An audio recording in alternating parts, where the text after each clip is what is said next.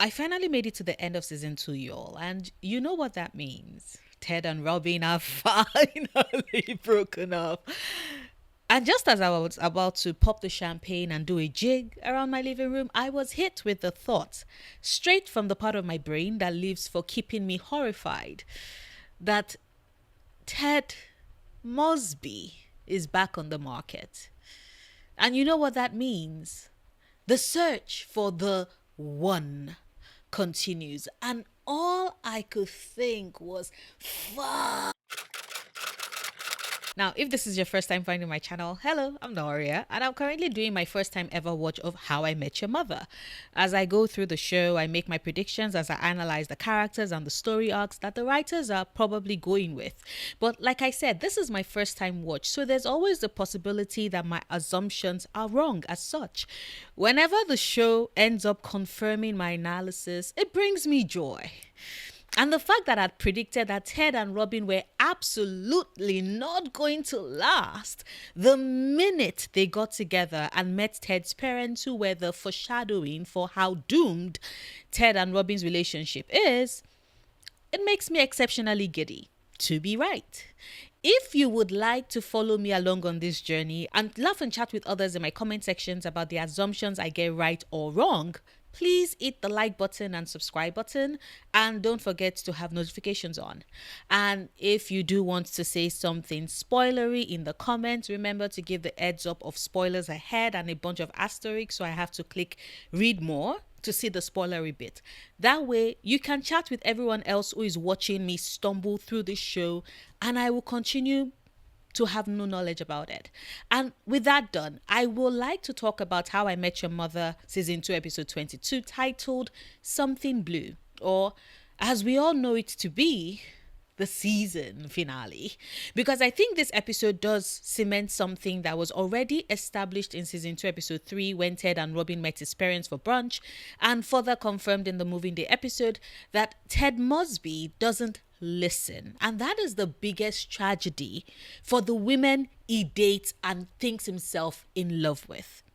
Something Blue picks up from where episode 21 had left off. Lily and Marshall had finally gotten around to having their dream wedding outdoors, surrounded by friends and someone playing the guitar, in the midst of the disaster that was the other wedding happening indoors, with Lily's ruined veil, the missing flowers, and everything else that had gone wrong. Hell, even the horrific shave that Marshall had given himself, where he went from a Backstreet Boys extra to whatever the hell that was meant to be, was saved with the hat that honestly made him look quite dashing at his wedding. So all in all, not bad. So yes, Lily and Marshall have gotten their happy ever after and are now finally married, and in the midst of all of that, Robin and Ted decide that their secret can wait one more day and they would share it the day after the wedding. Unfortunately for them, Barney overhears them and proceeds to harangue them to spill the beans and tell him their secret, and he eventually wears them down as Ted spills. Turns out, 2 weeks before the wedding, it was Ted and Robin's 1-year anniversary. To celebrate, he takes her to a restaurant, the very first one he had stolen the blue French on from, that had defined their relationship from the very first episode. Now, Ted thought it was romantic. I thought he was being a dumbass returning to the scene of the crime. But we'll get to that in a bit. Anyway, the waiters bring out champagne, handing Robin and Ted a glass and telling them that it's courtesy of the house. Robin is delighted and is about to drink from her glass when she notices the engagement ring. Her response of, "No, no, no, you cannot do this to me," echoes Barney in a way that once again, and I am sorry I probably sound like a broken record at this point, is legit the writers most likely mocking us and trolling us with how she and Barney would work well together, and we are just never going to get to have that because, they paired her with Ted instead. Anyway, Ted is not impressed with just how adamant Robin is about not marrying him, especially when it is eventually revealed that the champagne was a mix-up and belonged to another couple who, by the way, were beyond thrilled at getting engaged. Ted, meanwhile, finally realizes that Robin really is not about the marriage life and challenges her on her sudden freakout. This then leads to them talking about where they see themselves in 5 years, as expected. Ted sees himself married with kids, whilst Robin sees herself traveling the world and focusing on her career, which I will like to point out at this point shouldn't be new information to Ted, as this is something she's always said she wanted, told him how important her career is to her, a focus on it. Of course, this impasse has them both stuck, and a stunned Barney mutters that they broke up. They never get the chance to answer him, however, as Lily and Marshall show up starving and hungry with a H because they haven't had a bite to eat at their own wedding reception. Anyway, Barney finds a way to distract the newlyweds and sends them off on a goose chase to get food, whilst he demands Ted and Robin continue their story because, like Ted told him, the story isn't over yet. And there's the bits of when Robin and Ted try leaving the restaurant. Ted is busted as the person who stole the French blue horn. He tries running away and falls down twice. An absolute dumbass, you all. Well, Ted is forced to return the blue horn, which is as symbolic as anything of the chapter that is Ted and Robin as a couple having come to a close. When they get back to their apartment, it is for Ted to do that thing that he always does, where he gets carried away with the moment and makes a split-second decision that nobody is buying because it's not going to stick. In this case, he tells Robin that he's willing to leave work and travel with her to Argentina. And, he's going to be an architect there, and they both get excited at the prospect.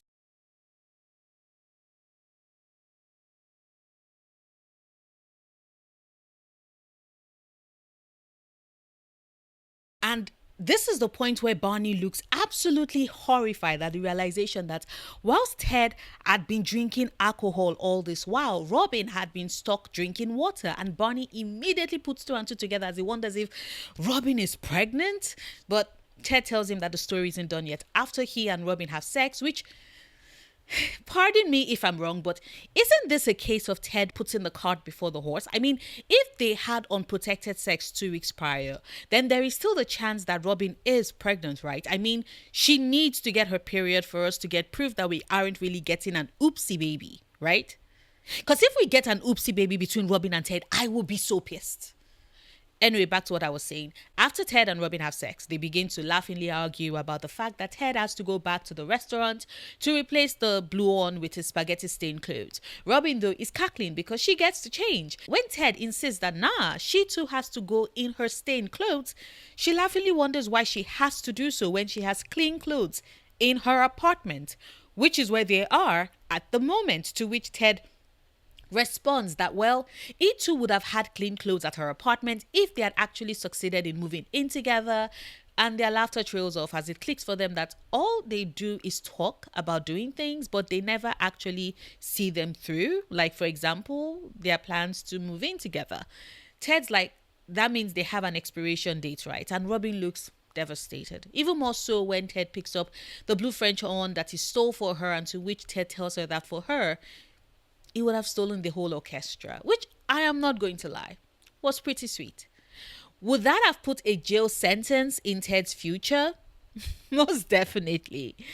Do I think it's sweet regardless? Absolutely. It's part of why I think it's sweet, because of that potential jail sentence that would be in Ted's future.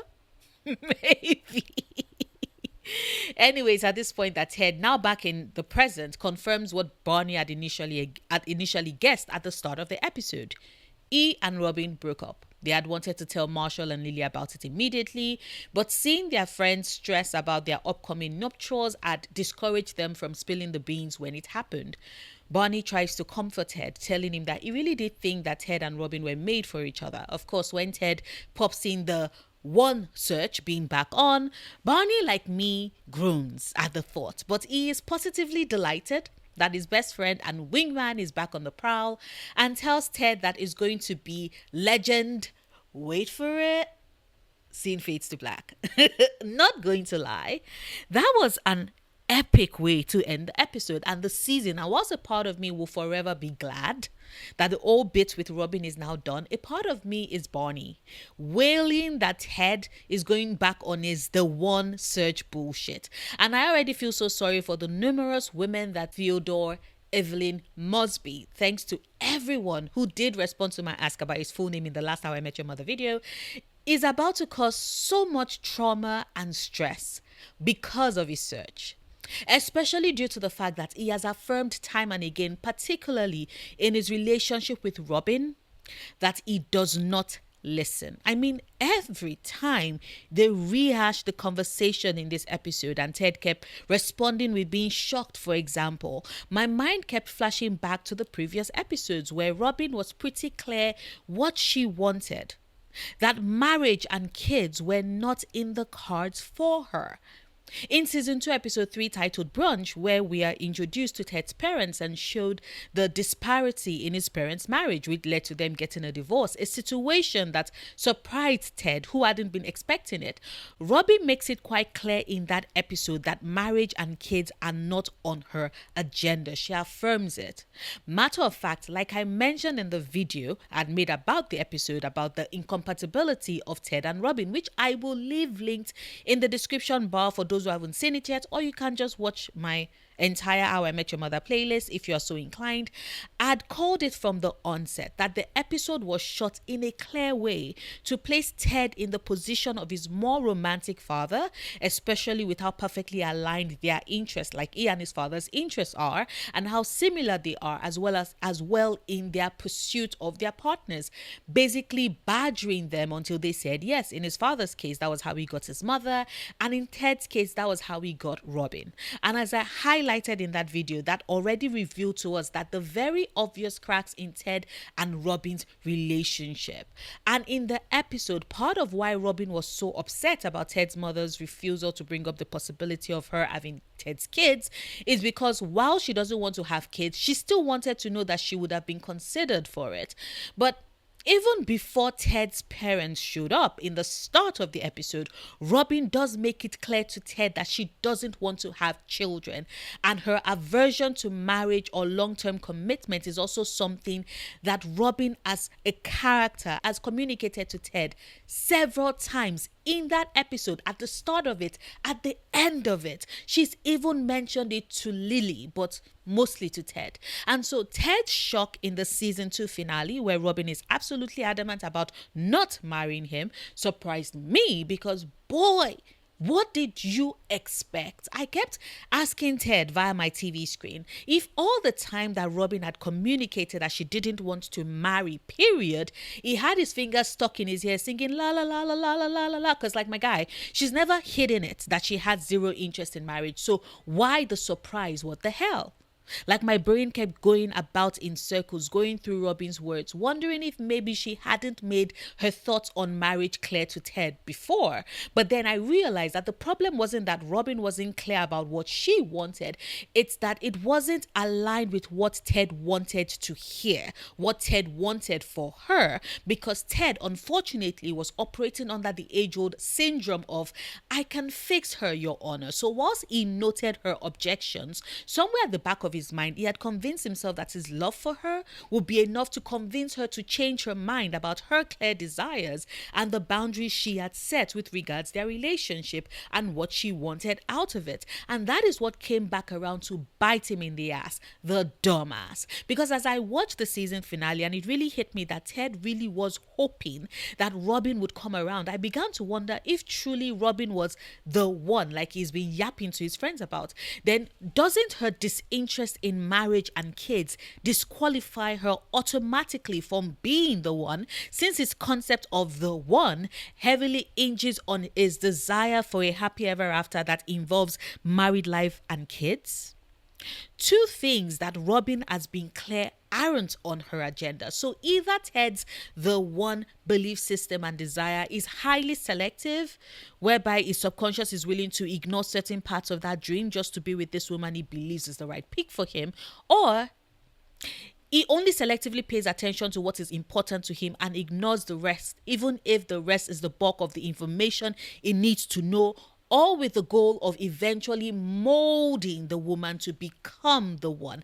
And the thought of that terrifies me, because whilst Robin has left his life and in my opinion has dodged a bullet, not necessarily because I think Ted Mosby is a terrible person, but because Robin is at a stage in her life where she wants something different, and sticking with Ted who wants something else would have made them both very miserable. Also, yeah, sometimes Ted Mosby can be a terrible person. So whilst Robin has gone her merry way, I am left with the realization that the next woman who comes into Ted's life firstly has to deal with his insistent desire to be with the one, but also needs to deal with the fact that Ted Mosby doesn't really pay attention to what the woman he claims to be in love with wants. Like, sure, the surface things he doesn't mind, he remembers. But what these last couple of episodes have proven is the fact that when it comes down to it, to the core of what the person is in a relationship with states that she wants, as long as it's in alignment with what he desires, then he's all ears. But the minute it is separate from his own dreams and his own hopes and expectations, the selective memory kicks in. And I find that particularly troubling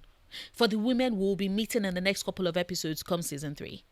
Because what we've learned is that on one hand, Ted simply gets carried away with the emotions of the moment until time passes and he gets hit with the cold reality of what he's actually saying and hearing, as we see confirmed with season 2 episode 18 titled Moving Day, where after Ted and Robin's fight about him bringing back all the items that had been given to him by his exes after he had guilt-tripped Robin into giving up her dogs, they take on this airbrain suggestion to moving together. And after they do, it is to discover that they didn't really think things through or talk it out.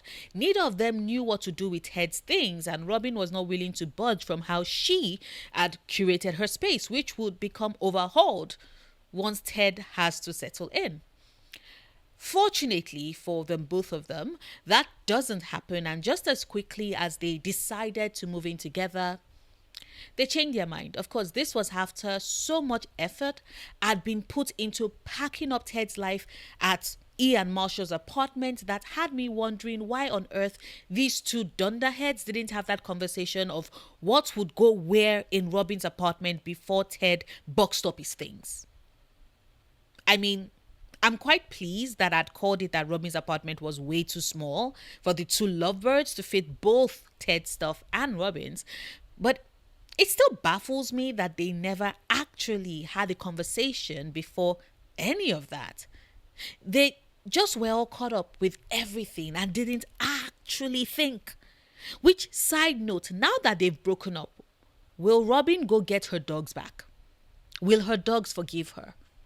I hope they give her the cold shoulder for a couple of weeks though, because imagine giving up your dogs for a man to fiakwa. Anyway, as I was saying, Ted gets caught up in the moment and tends to make airbrain decisions that he doesn't really fully consider or think through until the consequences or regrets show up to bite him in the ass later. And this didn't just happen with Robin, it happened with Victoria too. With the whole, let's give long distance a try, when they had both previously agreed that should she have to leave for Germany, that would be the end of their relationship. But he got caught up in his feelings and in the moment and asked Victoria, who said yes, only for their relationship to fizzle out weeks afterwards. And he was quite ready to cheat on Robin with Victoria until the latter called whilst he was at Robin's and broke up with him. Or when he was all swept up in the thoughts that he's met his ideal match and tried to railroad over all of Sarah's objectives. Remember her trying to desperately convince her to marry him because he's her perfect match, when he's very much aware that she was getting married that Saturday. Or poor Natalie, the ex from the Return of the Shirt episode, who, because he was riding a wave of feeling inspired to try on new things he had once given up on, he decides to call and try reconnecting with, setting her up to have her heart broken for the second time on her birthday again. The reason I bring all of this up is because we know Ted Mosby as the man who gets so caught up in his emotions and his search for the one, usually to disastrous effects on the women who fall for his charms.